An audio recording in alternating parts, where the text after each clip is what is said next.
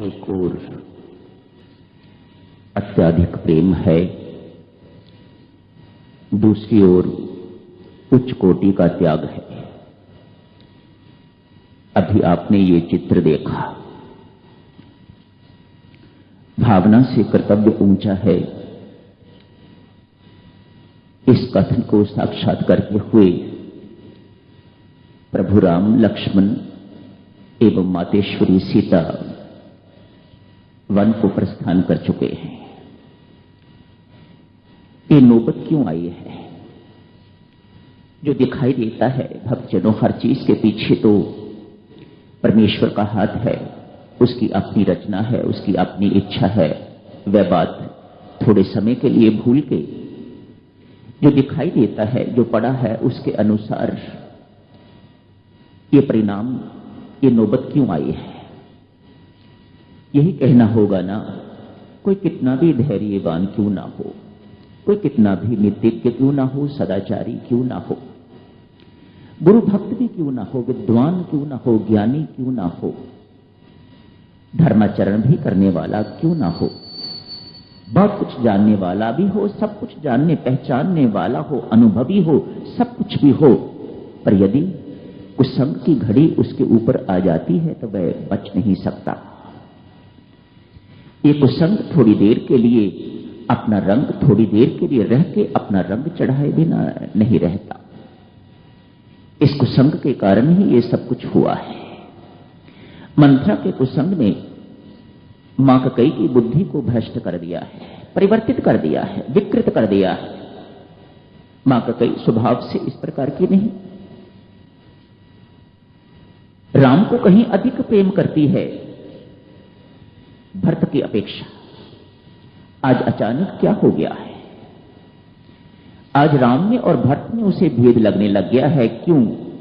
बीच में मंथरा नामक कुसंग आ गया है, और संत महात्मा इस कुसंग को भेद बुद्धि कहते हैं, अविद्या माया कहते हैं।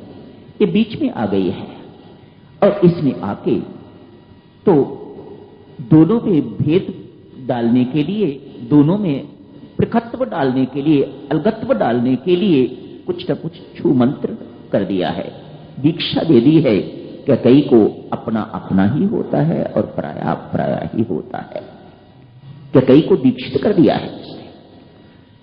इससे पहले, दीक्षित होने से पहले अपना काम तो वह करती जा रही है।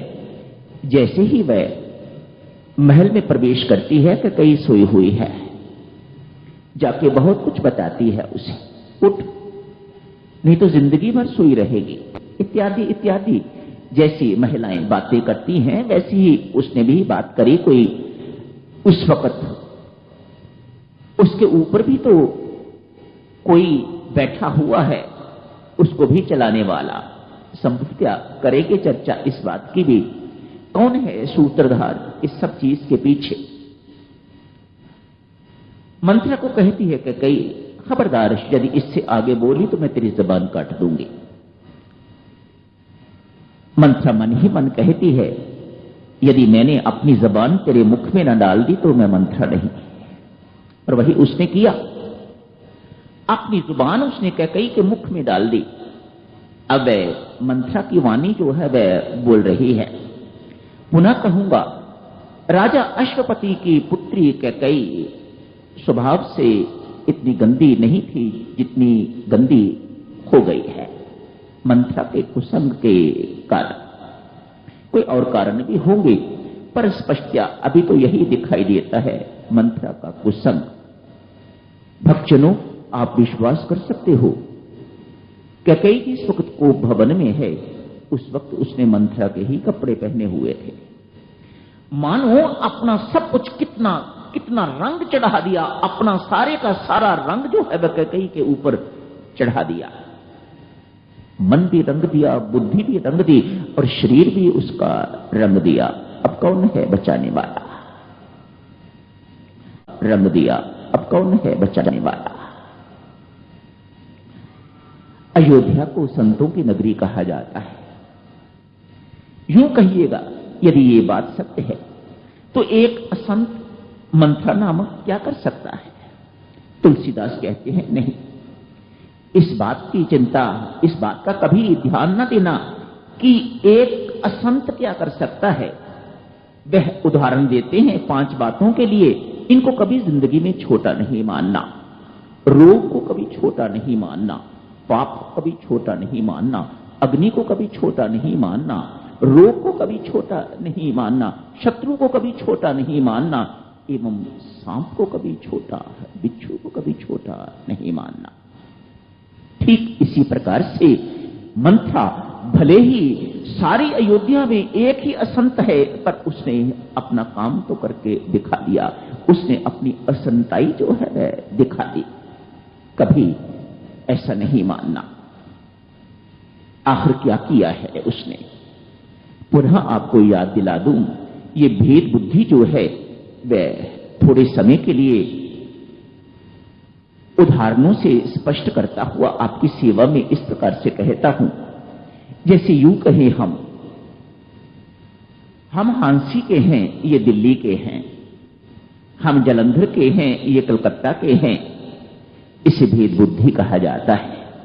हम इनकी सहायता क्यों करें, हम इनके साथ क्यों बोलें? ये बोलें जो अपने साथ लाए हुए हैं, वह बोलें इनके साथ, हम तो जो अपने हैं उनके साथ बोलेंगे। ये भेद बुद्धि है। भक्तजनों, इनसे कोई फर्क नहीं पड़ता। मैं आपको एक बिल्कुल जीवंत उदाहरण इस प्रकार की दे रहा हूं ताकि ये बात, हम सबकी बात समझ में आ जाए। इससे कुछ फर्क नहीं पड़ता। तो परमात्मा का काम है, कोई पढ़े कोई ना पढ़े, किसी के साथ पढ़े किसी के साथ ना पढ़े, किसी का बिगाड़े कुछ, कोई फर्क नहीं पड़ता। ये परमात्मा का काम है, ये तो होके रहेगा। आप किसी को ऊंची आवाज दो, किसी को नीची आवाज दो, किसी को खराब आवाज दो, इन बातों से कुछ फर्क नहीं पड़ता। पर एक बात तो स्पष्ट होनी चाहिए, भाई आपके अंदर इस वक्त मंत्र सक्रिय है और कुछ ना सही। इस बात से कोई फर्क नहीं पड़ता। ये तो परमात्मा का काम है, इसे कोई रोक नहीं सकता, कोई माई का लाल नहीं रोक सकता, ये तो चलता रहेगा। लेकिन आपको ये बात स्पष्ट होनी चाहिए, ये करने वाले को, ये सोच विचार करने वाले को ये बात स्पष्ट होनी चाहिए। महाराज, आपके हृदय में इस वक्त मंत्रा बैठी हुई है, आपके भेद बुद्धि बैठी हुई है, आपके इससे बचना है। अविद्या माया इसे कहते हैं भक्तजनों। इसका काम ही यही है। शूर्पणखा का भी यही काम है। वह सीता और राम को अलग करना चाहती है। रावण में भी ये बुद्धि स्वभावतः पाई जाती है, इसलिए वह सीता को चुरा के राम से अलग करके ले जाता है। मंथरा में भी ये बुद्धि बड़ी प्रचुर मात्रा में पाई जाती है। कैकेयी संस्कार यदि यूं कहिएगा, अपने पिता के लेके आइए, रात को करेंगे। भक्तजनों, ये बात, कैकेयी की मां भी बिल्कुल कैकेयी की तरह ही थी। तो है ना बात ठीक? जैसी मां वैसी बेटी, जैसा पिता वैसा पुत्र। मानो कुछ न कुछ संस्कार, कुछ न कुछ संस्कारों का भाग तो इनसे हमें मिलता ही है। अध्यापक से मिलता है, गुरु से मिलता है, संगी साथियों से मिलता है, तो माता पिता से भी संस्कार तो मिलते ही हैं। कैकेयी के पिता तो राजा अश्वपति हैं, जिससे संत महात्मा भी ब्रह्म विद्या सीखने के लिए जाते हैं। उपनिषदों में कथा आती है इस प्रकार की। लेकिन ये कुसंस्कार कहां से आया होगा? स्पष्ट है, कहीं ना कहीं से कुसंस्कार तो इस हृदय में आया ही है, पड़ा ही होगा, तभी ये जागृत हुआ है और तभी ये फलीभूत हुआ है, तभी इसने ये कुकर्म, तभी ये उसने अनर्थ करके दिखाया है। कहते हैं कुसंस्कारों से सदा हर एक को डर के रहना चाहिए, इसीलिए चित्त की महिमा गाई जाती है। इसलिए कहते हैं भाई, जब तक चित्त की शुद्धि नहीं होती तब तक साधना जो है वह ऐसे ना समझो कि वह सफल हो गई है। चित्त वृद्धि निरोध, महर्षि पतंजलि इस पर बल देते। चित्त की वृत्तियों का भय निरोध करो, इसे ध्यान कहा जाता है, इसी से साधना सफल होती है। कहीं न कहीं कैकेयी के अंतःकरण में इस प्रकार का कुसंस्कार पड़ा हुआ है, जिसका फल आज हमें देखने को मिल रहा है। ये कुसंस्कार अवसर ढूंढते हैं, जैसे ही इनको अवसर मिलता है आपको बहुत ऊंचाई पर गए हुए भी नीचे गिरा के रख देते हैं। इसी को वासना कहा जा रहा है, इसी को कुसंस्कार कहिएगा, जो मर्जी कहिएगा।